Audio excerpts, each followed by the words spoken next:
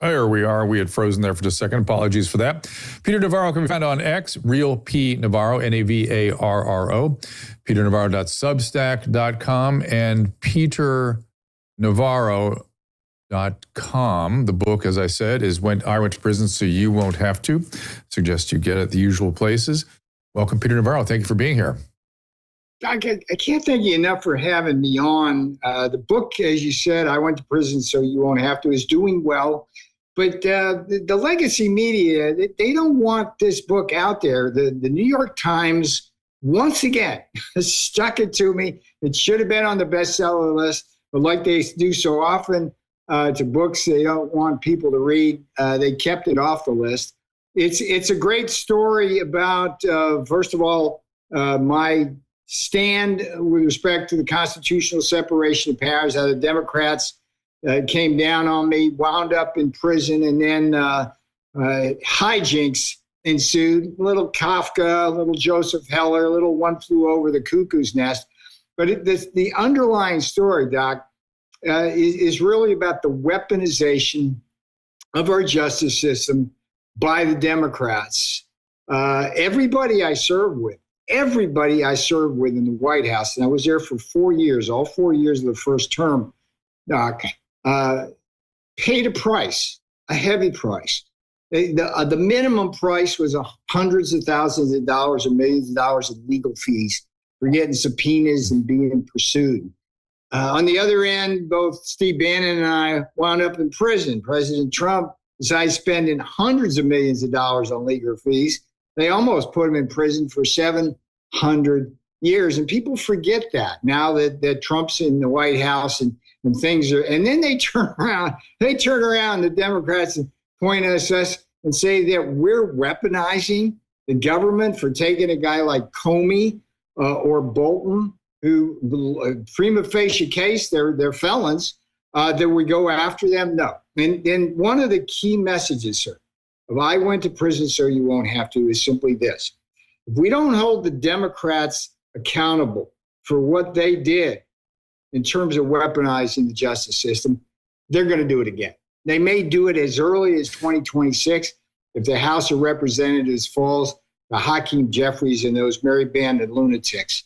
So I really thank you, Doc, for having me on because I want to get I Went to Prison So You Won't Have to out to everybody I can. Well, let's talk about the weaponization for a minute, because I don't like the idea that we're getting into a tit for tat kind of exchange. It almost needs to be something of a more mutually assured destruction. And it seems to me the only way to do that is to go after the key players in the weaponization. Yes. Amen. The fish rots from the head down is going for, but if you go too high, for sacred cows, so to speak, it's the public is going to get kind of weird about it. So are Comey and Bolton the proper targets? So let's talk about Comey. Bolton to me is a separate issue. He did bad things, but let's talk about Comey as the head of the fish, okay? And there's just a 1 degree of separation between me and James Comey, and it goes something like this. The FBI agent who was the ringleader of my circus arrest at Reagan Airport for a misdemeanor, okay? There was no reason to take me and my fiance down with 5 armed FBI agents. It's a guy named Walter Giordina. Follow me here. This guy would orchestrate my arrest, put me in handcuffs, put me in leg irons, okay? But if you go and look at what he did at the FBI, he goes back all the way to 2016. And over the course of 8 years, this guy, Walter Giordano, who put me in handcuffs and leg irons, played a key role in every single opportunity to take Donald Trump down, prevent him from being elected, or taking him out of office. Okay, so Giordino, follow me here. Steele dossier, you know this, Doc. This was the fruit of the whole poisonous Russia hoax tree. It was a fake dossier by Christopher Steele, paid for by Hillary Clinton. Guess what? Giordino was one of the FBI agents, according to whistleblowers, who vetted it and said, hey, that's legitimate, when it wasn't. But that begat Crossfire Hurricane. That begat the Mueller report. There was another operation he was involved in, Crimson River, which was an open season on subpoenas and grabbing phone records of people. He was also, fast forward to the J6 and Arctic Frost. So when you ask me who we should be going after, you start with Giardina and the FBI. But for years, I've been saying it's James Comey, it's Brennan, it's Clapper in the intelligence community, it's Rosenstein at the FBI, it's Schiff on the Hill, who lied repeatedly to Congress and threw out all sorts of false information about the president. So there's some prime targets there, Dr. Drew, some prime targets. Those are the ones we should go after. And there's some judges involved here and some prosecutors. I think it's perfectly appropriate to go after Letitia James. I've called for that many times. Alvin Bragg in Manhattan. We should go after him. Jack Smith, who was one of the key architects of the weaponization. I mean, he was like, you remember the old Soviet Union guy, show me the man, I'll show you the crime? That was what Jack Smith did with Trump. So I understand you're uncomfortable. We're going after everybody. That's not what we should do. But we damn well need to go after the people who weaponize the government. We're directly responsible. Merrick Garland, I would throw in there. And the lesson here, it's Old Testament, sir. I don't know which one of those, new or old, you are. I'm an Old Testament guy because I'm an economist. If you don't create the proper incentives, they'll do it again. In this case, you don't hold them accountable, put some of them in prison like they did me. I didn't commit a crime. They did. They're just going to do it again. And you're talking about going for some of these guys at the top, and yet when they were indicted, there was no, while you were in 15 pounds of change, they got to either walk in the front door or the back door. Yeah. How did that happen?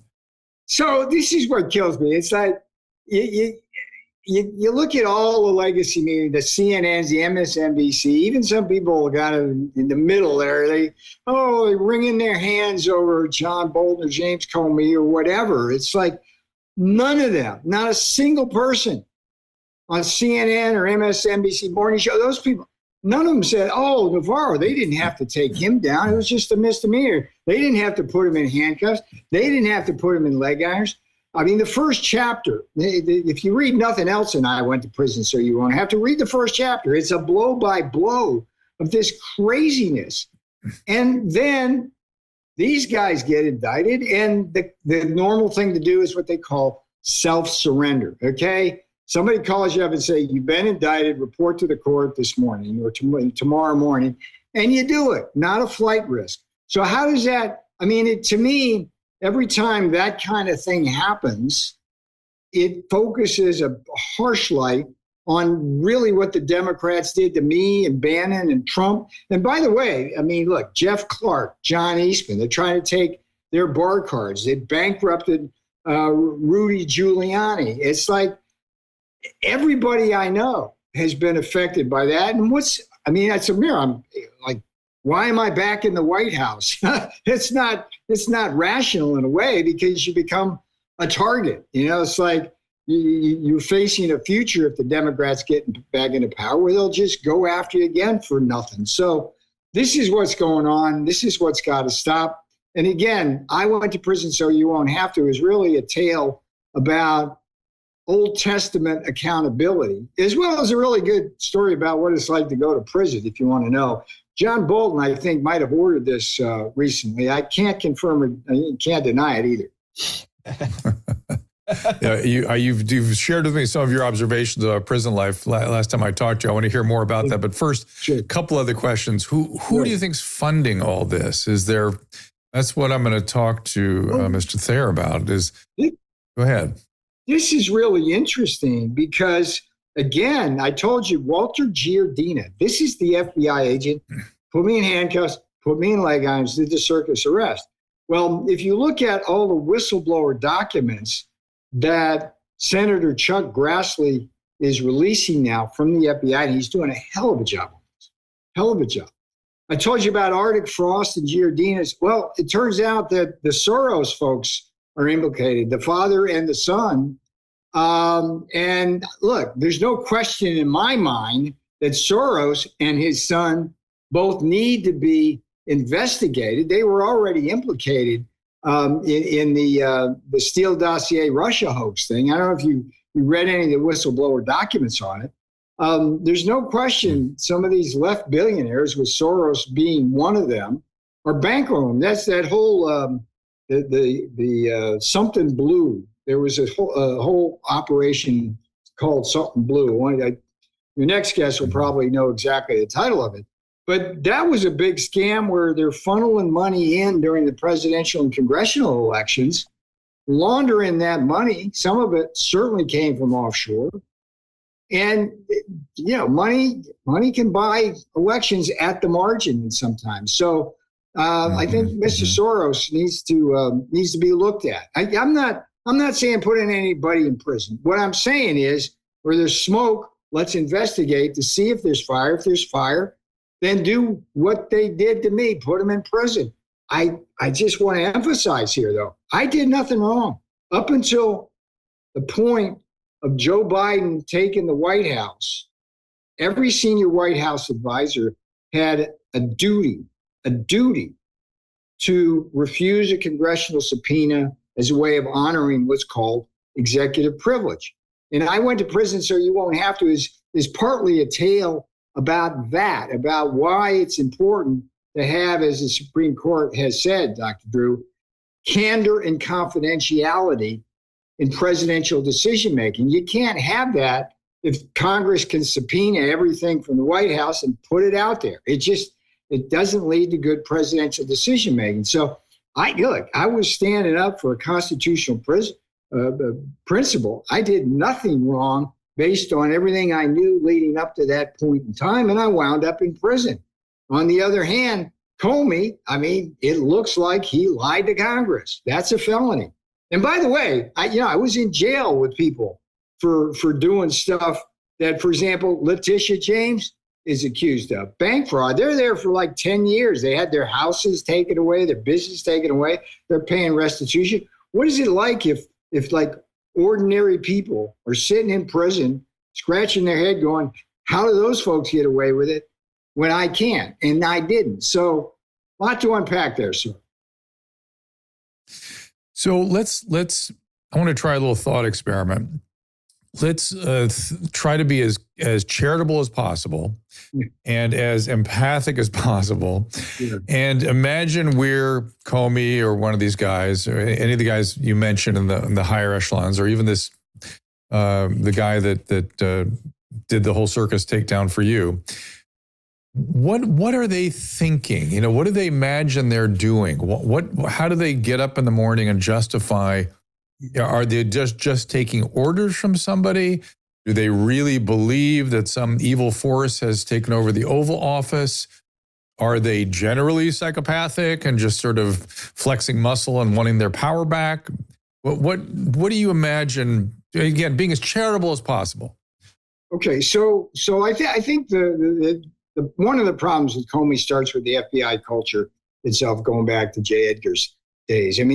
It's well known that J. Edgar Hoover spent a lot of time spying on people in power on the Hill, in the White House, as a way of maintaining his own power. So there was a culture of permissiveness within the FBI to use the power, and absolute power corrupts absolutely. So there is that. And that's how a guy named Walter Giardina, the guy who put me in handcuffs and leg irons, maybe did what he did. So there's that. But the other thing here, I think that since 2016, let's be honest, this is an ends justify the means world that is propelled by Trump derangement syndrome.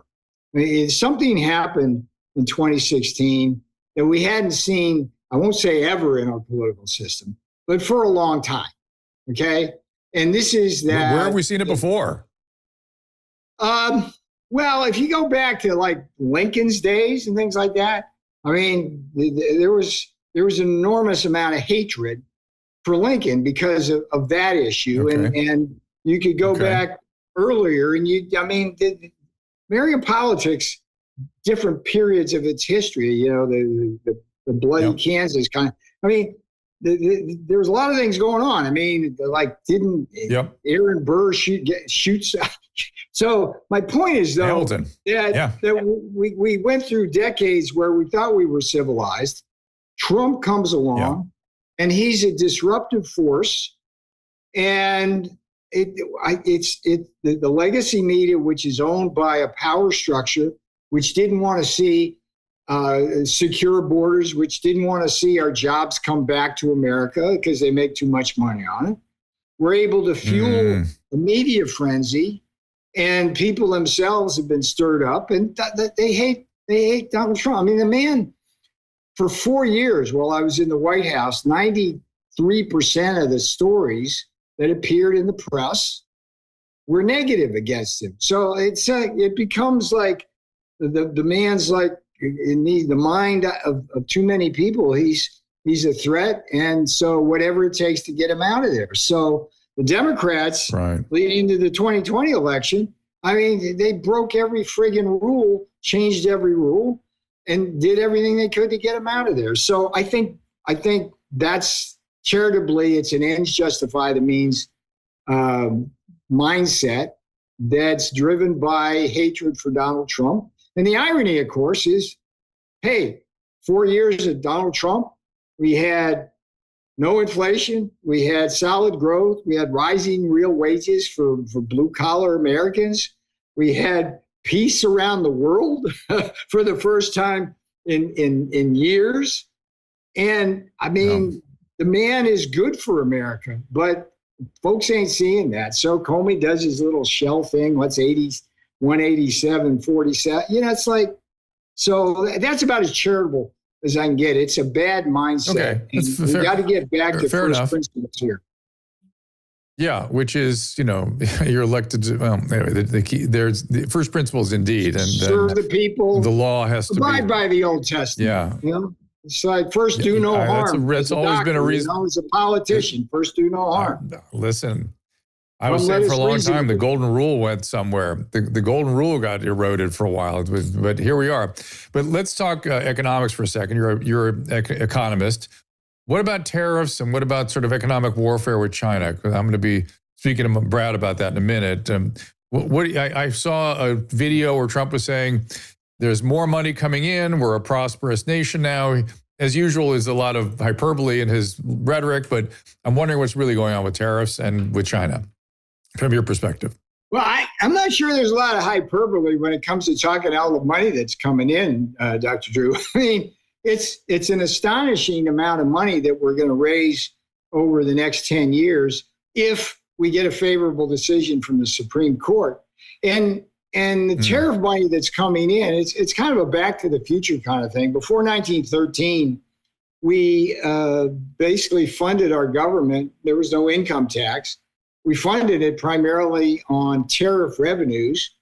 And the tariffs had the purpose of defending our defense industrial base and manufacturing base from unfair foreign competition. So we grew to be a very strong nation that ran budget surpluses and had a very sound fiscal position. And so the underlying principle here, Dr. Drew, is very simple. We live in a world governed by the World Trade Organization rules. Those are the rules which all nations of the world trade within. The problem with the WTO rules, by definition, they allow every other country in the world to charge this country, America, significantly higher tariffs and have higher, what we call non-tariff barriers. And so over time, particularly once China joined the World Trade Organization in 2001, we saw a mass migration offshore of our industrial capacity, which had the effect of hollowing out our factory towns, much in the Midwest, and in the process shipping off what is now $18 trillion of our wealth to foreign lands via the trade deficit we run. The president said, no mas, no more, ain't going to happen. And the centerpiece of our trade policy is just fairness.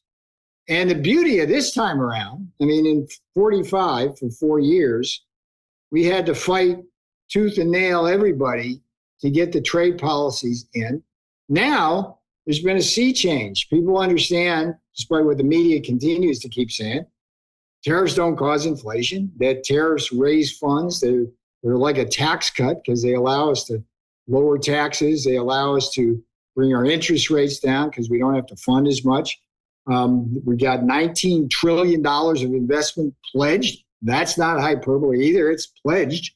So, we're in a very good place. And we've got trade deals now with, 80% of the rest of the world so far. Nobody could have imagined that Donald Trump could pull that off, but he has. So I think we're in a really good place. And let's see what happens as the boss heads out to Asia to talk with some leaders there. I expect we'll sign a few more trade deals out there. We signed a big deal on rare earths today with Australia. Peter, I've heard before Trump's administration, probably for the last 6 or 7 years, maybe even longer, I've heard when people start talking about the excesses of income tax and the budgetary, ridiculousness, the idea of a VAT tax is always tossed around by somebody. And when I look at these tariffs and people talk about, the consumer is getting crushed, to me, it kind of looks like a VAT tax. Like consumers, if they are paying a little more, it goes right to the government. Isn't it kind of a covert VAT tax in a weird kind of way? No, full stop, no. Hard no on that. Okay. Here's the way you think about it. There's something we call, and it's just for your viewers. In my background, I'm a macro economist with a subspecialty. It was called public finance. Got my degree at Harvard, taught this stuff for 25 years. This is my wheelhouse. It's part of the reason why I'm here. But there's something called tax incidence analysis that we use as a tool. And generally, when you analyze what a tax does, you've only got two parties. Is it going to be businesses that are going to bear the burden of a tax, or is it going to be consumers? Right? It depends on the elasticities, demand, or individuals. Okay, so now, if you use that kind of framework, the incidence analysis, to go to tariff incidence analysis, you've actually got three parties to the transaction, right? You've got consumers here, you've got businesses here, but you've also got the foreign exporters that send their stuff here, okay? And the reality is the countries we have these massive trade deficits with, by definition, need our markets for them to grow and prosper. So when we level the playing field, when we make trade more fair with them, they have no choice but to absorb the burden of the tariffs themselves. So they bear the burden. That's why in the first term, as CNN and MSNBC were continually saying it's a tax, it's going to cause inflation, this and the other, it didn't happen. It didn't happen. It doesn't show up in the data. It's not showing up in the data now. So that's kind of the underlying macroeconomics of this that people need to understand. But it's not something you're going to hear from many people other than me on the Dr. Drew show, because they don't want you to hear that. I'll be honest with you. Well, I think about the possibility of that happening. I don't get worried about it. I mean, I'm paying.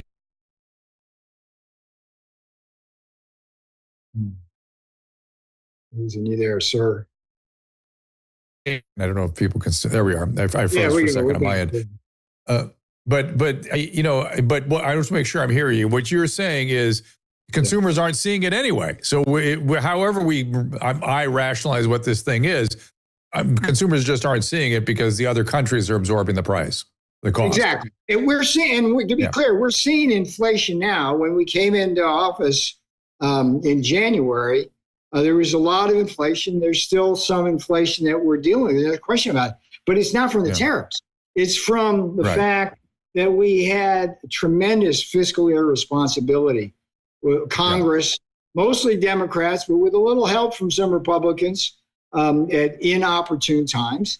And when you spend that much money chasing too few goods, you get what's called demand pull inflation. Plus, the Biden administration didn't do what's my job to do at the White House, which is take care of vulnerabilities and resilience in our supply chains. And that created supply chain shocks. So, this is these are some of the things I could think about when I was in prison. One of the funny things, it's in I went to prison, so you won't have. There's a little post in it's my diary. There's 120 posts, like my 120 one day is in prison. It's like when you go and look at what's on TV, right? It was funny. It's like in the early morning, right, from 6 to like 8 before everybody else woke up, the white collar crime guys who are the finance types were always in watching like CNBC or Fox Business to try to kind of figure out what was going on in the economy. And then the rest of the time, I'd ask you to take a guess, but you never get it. What was the favorite show in prison for inmates to watch? It was hilarious. Hold on. Family Feud. Family Feud. Imagine that. Yeah, that makes some sense. Yeah. Well, I'm really actually interested in this stuff, and I am when I see the market continuing to kind of climb up, it constantly looks to me like these trillions of dollars that were flooded into the system. I mean, people always want restitution, and they want all this universal basic income and money to people that are underprovided for. And we did it. We did it during COVID, trillions of dollars. And all it served to do was just inflate everything. It feels to me like and again, please, I'm no economist, so please feel free to take me down on this one. But it just feels to me like we're in a situation we've never been in before, in this country anyway, with this very complex, robust business environment and economies that we have in this country, where there is so much money that's starting to circulate through. It reminds me of, I know it's not the same thing, and this story I'm about to tell may also be apocryphal, which is Mensa Musa, was that his name? The king of Mali, who went around and through the southern part of Europe and gave just incredible amounts of gold to everywhere he went. And as he left each of these city-states and countries, he crashed their economies because there was so much gold and so much money. He had to go back. He had to go back through everywhere he'd been and buy the gold back in order to support those economies.